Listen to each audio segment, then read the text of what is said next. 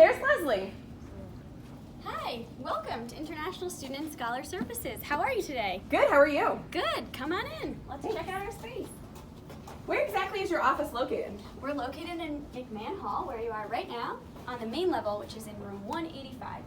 Do all of the international students live in McMahon? A lot of international students do live here, but not everybody does. Some of them live in other residence halls on campus. Why would someone come to your office? Could be for various reasons. As you can see, we have a great hangout space in this lounge right here. They may come for advising help, immigration questions, cultural adjustment, maybe to help us plan an event, or just come and say hi. Yeah, we have a big space over here, so let's head on back.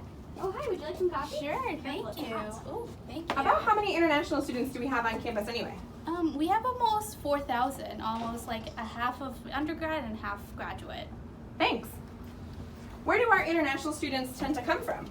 We have students that come from all over the world, but a good chunk come from China, India, South Korea, Germany. But again, all over the world, we have students from a ton of different countries.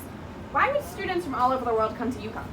Many different reasons. A lot of them come for their graduate research interests. Some come because they've heard from other students that they had a really enjoyable experience here, or they may come for the solid reputation. What hours is your office open? We're open Monday through Friday from 8 to 5. Nice. Does your office also work with exchange students? Yes, we do. We have a bunch of different exchange students from all over the world as well. What's the difference of being an international student versus an exchange student?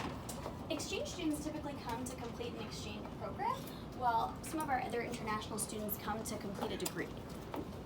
What are some of the events or programs your office hosts? Oh, all kinds we have. ISSS holds numerous coffee hours throughout the year, as well as our annual World Fest, immigration workshops such as OPT, CPT, as well as other English language programs, amongst others. What do you think is a misconception of your office? That we're closed during the summer. And what's a misperception about international students that just isn't true? Maybe that they don't speak English?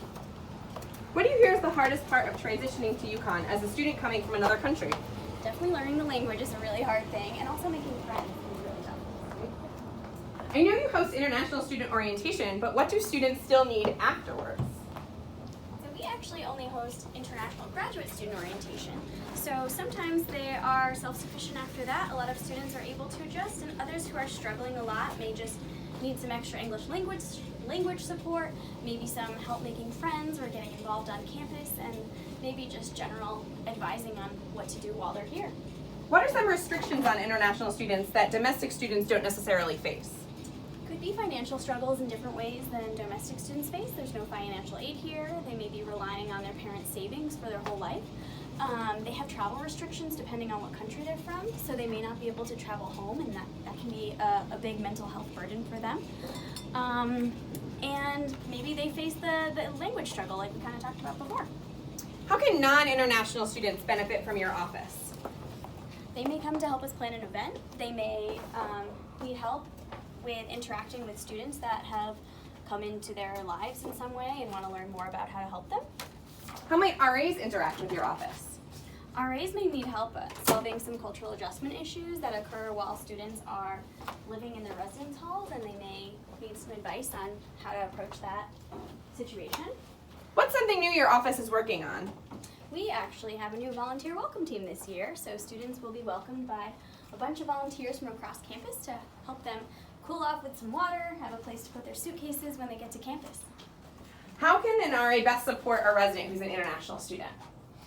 Just an individual invitation to come with them to an event can be really helpful, or talking to them if they see them sitting alone in the dining hall. Leslie, what's your favorite part of doing this work? We get to meet with international students from all over the world on a daily basis. Nothing beats that. I'm off to a meeting now. See ya. Thanks so much.